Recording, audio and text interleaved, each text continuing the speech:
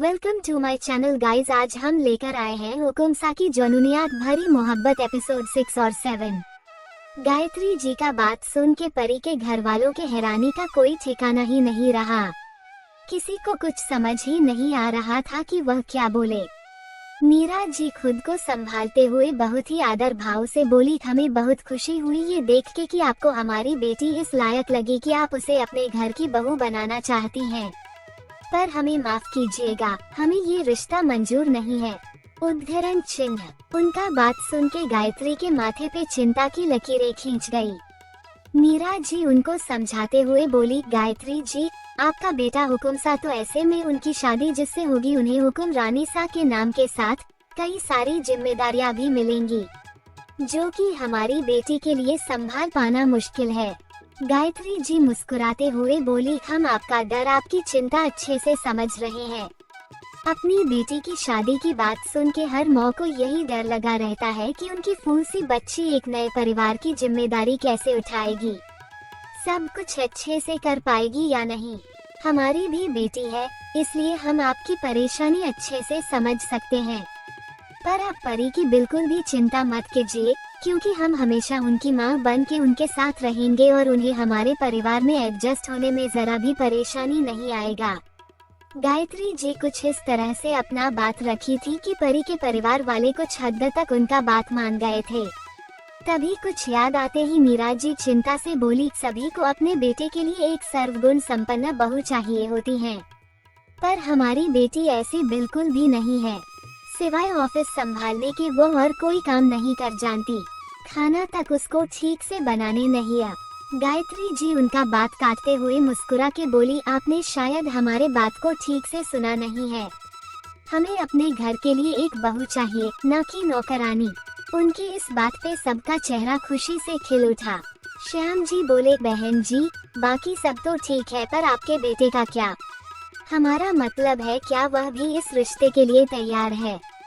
गायत्री जी अपनी आंखों में चमक लिए बोली, हमें हमारे बेटे पे पूरा विश्वास है, वो इस रिश्ते के लिए ना कर ही नहीं सकते। पर फिर भी आपकी तसल्ली के लिए हम शौर्य को कल ही यहाँ बुला लेते हैं। एक बार दोनों मिल ले, उसके बाद परी का जो भी फैसला होगा वही माना जाएगा। कुछ देर बाद गायत्री जी कल मिलने का कह के वहाँ से चली गई। उनके जाने के थोड़ी देर बाद ही परी और भाभी मौ सबको ढूंढते हुए वहां पहुंच गई और सभी गाड़ी में बैठ के वहां से चले गए। घर पहुंचते ही परी भागते हुए अपने कमरे में गई और जाके सो गई। वहीं नीचे हॉल में बैठ के मंदिर में जो कुछ भी हुआ, मीरा जी ने सब कुछ विस्तार से भाभी माँ को बता दी। भाभी माँ हैरानी से सब कुछ सुनती रही। तभी श्याम जी बोले, बेटा अब आपको ही बाबू से इस बारे में बात करना होगा। भाभी माँ बोली, गुड्डा जब सो के उठेगी तो हम उससे बात करेंगे। भूख लगने की वजह से पूरे 2 घंटे बाद परी की नींद खुली और वो अपने कमरे से निकल के सीधा डाइनिंग टेबल पे जा पहुंची। हॉल में सभी अब तक बातें ही कर रहे थे कि परी को डाइनिंग टेबल पे बैठे देख के भाभी माँ बोली, हम गुड्डा को खाना खिला के आते हैं। उद्धरण चिन्ह। मीरा जी तुरंत उनको रोकते हुए बोली, हम सब भी चलते हैं और वहीं पे उससे बात भी कर लेंगे। कुछ देर में सभी डाइनिंग टेबल पे मौजूद थे। परी खाना खा रही थी और बाकी सब उसे देखते हुए सोच रहे थे कि बात कैसे शुरू करे। परी को सबके घूरने का अंदाजा लग चुका था, इसलिए खाना खत्म करके जल्दी से प्लेट किचन में रख के हाथ धो के वापस सबके सामने बैठते हुए बोली, अब बिना बातों को घुमाए जल्दी से बताइए कि आप सबको हमसे क्या बात करना है। उसके इस बात पे सभी भाभी माँ की तरफ देखने लगे। भाभी माँ ने भी बिना देर किए एक एक बात परी को बता दिया। उनकी बात सुन के परी लड़का से मिलने के लिए राजी हो गई। श्याम जी उसको समझाते हुए गंभीरता से बोले, बाबू अगर तुम्हें लड़का ना भी पसंद आए तो कोई बात नहीं, तुम हमें बता सकती हो, हम गायत्री जी को मना कर देंगे। परी ओके बोल के अपने कमरे में चली गई। दूसरी तरफ गायत्री जी के खुशी का ठिकाना ही नहीं रहा। महल में आते ही गायत्री जी शर्मा जी से बोली, जल्दी से शौर्य को फोन लगाए, हमें उनसे अभी बात करना है। शर्मा जी उनकी खुशी देख के मुस्कुराते हुए कॉल लगा दिए। कुछ ही रिंग के बाद दूसरी तरफ से कॉल रिसीव होते ही हुकुम सा रौबदार आवाज में बोले, जी कहिए शर्मा जी। हमें कैसे कॉल किया? मासा ठीक तो है ना? शर्मा जी बोले, जी हुकुम सा, रानी सा बिल्कुल ठीक है, लीजिए उनसे बात कीजिए। कहते हुए फोन गायत्री जी को थमा दिए। गायत्री जी फोन लेके खुशी से भरी आवाज में बोली, खेलो शौर्य। उनके आवाज में खुशी को भांपते हुए हुकुम सा बोले, क्या बात है मासा, आज आप बहुत खुश लग रही है, हमें भी अपनी खुशी की वजह बताइए। गायत्री जी खुशी से बोली, वही बताने के लिए तो हमने आपको फोन किया है, पर आपको वो वजह हम ऐसे फोन पे नहीं बताएंगे। आप एक काम कीजिए, आज ही आप दिल्ली आ जाइए, उसके बाद हम आपको सब कुछ बताएंगे। हुकुम सा बिना ज्यादा सोचे आने को राजी हो गए। शाम तक हुकुम सा अपनी मासा के सामने मौजूद थे। हुकुम सा का रंग गोरा, मस्क्यूलर बॉडी, गहरी काली आंखें और उसमें दिखता दर्द, जिसको उन्होंने बखूबी अपने चेहरे पे सख्ती और गुस्से का भाव लिए छुपाया हुआ था। हुकुम सा गायत्री जी के सामने बैठे उनके कुछ बोलने का इंतजार कर रहे थे। गायत्री जी गहरी सांस लेते हुए मुस्कुरा के बोली, शौर्य, आप पहले हमारी पूरी बात सुनिएगा, उसके बाद ही आप कुछ बोलिएगा। गायत्री जी की बात सुन के हुकुम सा उनको गंभीरता से देखते हुए अपना सर हाँ में हिला दिए। गायत्री जी खुशी से बोली, शौर्य, हमने आपके लिए एक लड़की पसंद की है, उनका नाम परी है, बहुत ही प्यारी है वो, हम उन्हें ही हमारे घर की बहू बनाना चाहते हैं और इसलिए हमने उनके परिवार वालों से सब बात कर लिया है। बस आप कल चल के उनसे मिलके रिश्ते के लिए हाँ कर दीजिएगा, ताकि जल्द से जल्द हम परी को हमारे घर की बहू बना सके। आप हमारी बात सुन रहे हैं ना शौर्य, आप कल मिलेंगे ना परी से। रिश्ते का बात सुन के ही हुकुम सा अपने होश खो बैठे थे।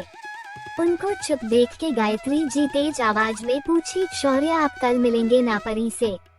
गायत्री जी की तेज आवाज सुन के हुकुम सा के मुंह से चौंकते हुए निकला, हाँ। गायत्री जी अपने खुशी में इस कदर डूबी हुई थी कि उन्होंने हुकुम सा के मुंह से निकले शब्द को ही अपने सवाल का जवाब मान लिया।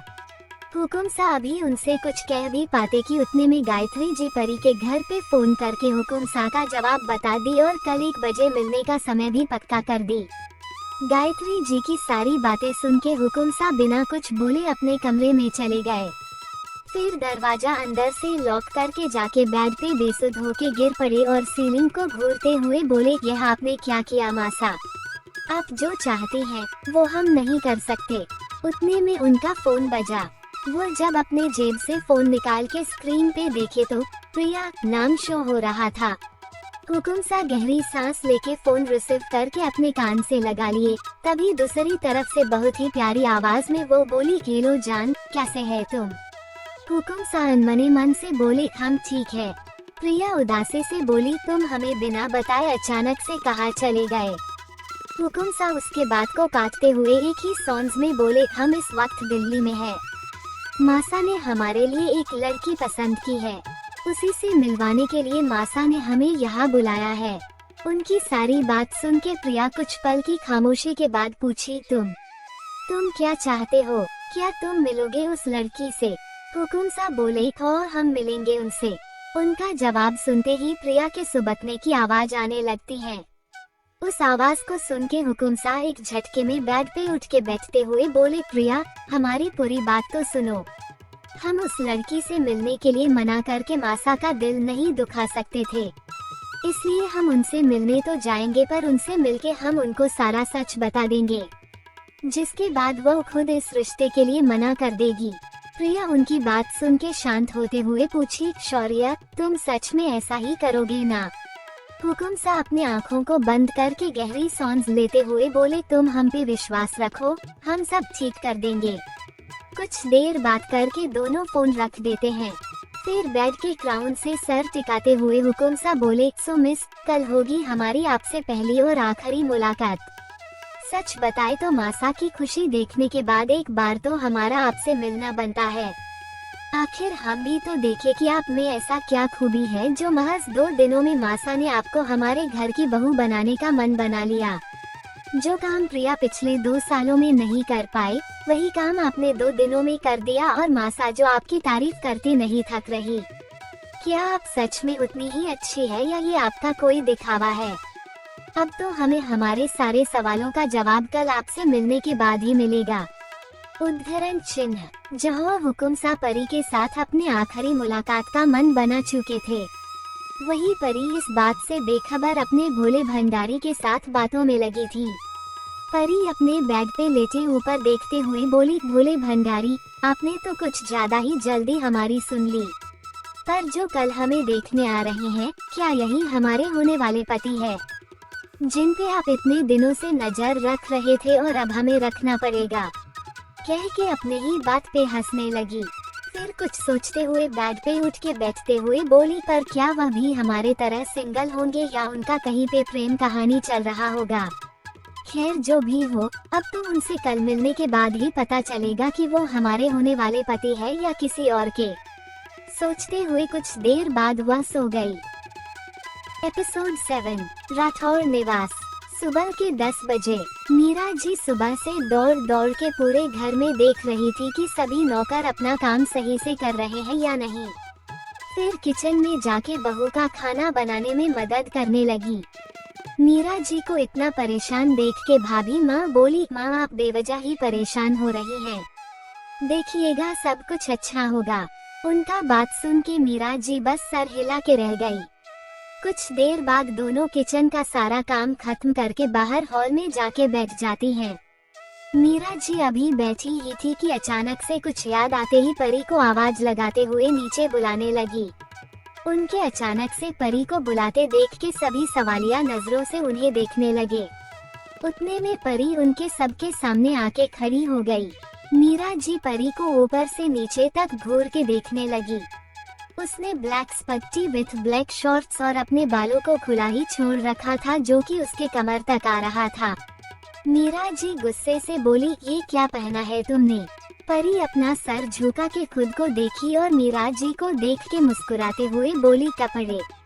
उसकी बात सुन के श्याम जी, प्रेम भाई और भाभी माँ की हंसी छूट गई।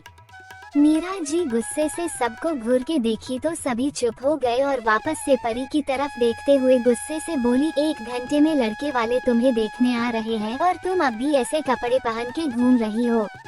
उद्धरण चिन्ह। परी उनको टोकते हुए मासूमियत से बोली, मम्मा आप तो ऐसे गुस्सा हो रही हैं जैसे आपने पहली बार हमें इन कपड़ों में देखा है। हम तो हमेशा घर में यही तो पहनते हैं। मीरा जी उसके बात को अनसुना करके अपनी बहू की तरफ देखते हुए बोली, इससे पहले कि लड़के वाले आए तुम इसे ले जाके कोई अच्छी सी साड़ी पहना दो। भाभी माँ उनकी बात सुन के परी से बोली, चलो गुड्डा। साड़ी के नाम से ही परी के तो चेहरे का रंग ही उड़ चुका था। परी दोनों की तरफ देखते हुए जल्दी से बोली, नहीं नहीं साड़ी नहीं, आप बोलेंगी तो हम कोई अच्छा सा सूट पहन लेंगे, पर साड़ी नहीं। मीरा जी उसका बात काटते हुए सख्ती से बोली, पहनना तो तुमको साड़ी ही है। उद्धरण चिन्ह। परी तपाक से बोली, हम नहीं पहनेंगे। मीरा जी जिद भरी आवाज में बोली, अब हम भी देखते हैं कि तुम साड़ी कैसे नहीं पहनती। कहते हुए परी को पकड़ने के लिए उसके तरफ बढ़ गई। ये देख के परी फुदक के दूसरी तरफ जाते हुए बोली, मम्मा हमने कह दिया ना कि हम साड़ी नहीं पहनेंगे तो नहीं पहनेंगे बस। मीरा जी गुस्से से बोली, सोना इसको पकड़ने में हमारी मदद करो जरा। भाभी माँ भी आज्ञाकारी बहू की तरह जी मौ कह के उतर गई मैदान में। परी भाभी मौ को देख के हैरानी से बोली, भाभी मौ आप भी इनके साथ मिल गई। कोई बात नहीं, हम तब भी किसी के हाथ नहीं आएंगे। कहते हुए वहाँ से भाग गई। अब हाल ये था कि परी मीरा जी और भाभी मौ को अपने पीछे भागते हुए पूरी हॉल का चक्कर कटवा चुकी थी, पर अब भी ना मीरा जी मानने को तैयार थी और ना ही परी। वही श्याम जी और प्रेम भाई आराम से सोफे पे बैठे तीनों को हॉल में इधर से उधर भागते देख के हंस रहे थे। तभी घर के बाहर एक के बाद एक 5 गाड़ियां आके रुकती हैं। आगे वाली गाड़ी से हुकुमसा बाहर निकले और घर को बाहर से देखते हुए मन ही मन बोले, घर देख के तो नहीं लगता कि उस लड़की को पैसों का लालच होगा। उद्धरण चिन्ह। फिर अपने साथ आए बॉडीगार्ड्स को वही रुकने का बोल का मासा के साथ अंदर चले गए। शर्मा जी भी उनके साथ चल पड़े। सभी जब दरवाजे पे पहुँचे तो दरवाजा पहले से ही खुला मिला। ये देख के तीनों सीधा अंदर चले गए। अंदर का हाल देख के जहाँ मासा के होठों पे लंबी सी मुस्कान आ गई, वही हुकुम सा अजीब सा मुंह बनाते हुए सब देख रहे थे। क्योंकि अभी भी परी का भागना चालू ही था। परी को देखते हुए ही घर वालों का नजर दरवाजे पे पड़ा। गायत्री जी को वहाँ देखते ही सभी हैरानी से उनको देखते ही रह गए। उतने में परी पीछे देख के आगे भागते हुए गई और सीधा हुकुमसा से जोर से टक्कर खा के गिरने लगी। उसको गिरत देख के सभी परी की तरफ भागे कि उतने में हुकुमसा परी को उसके कमर से पकड़ के गिरने से बचा लिए।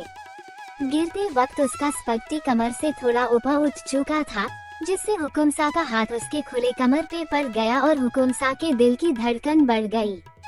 परी इन सब अनजान अपने एक हाथ से सर को पकड़े दूसरे हाथ से हुकुमसा का कॉलर कस के पकड़ी थी और डर की वजह से उसकी आंखें बंद थी।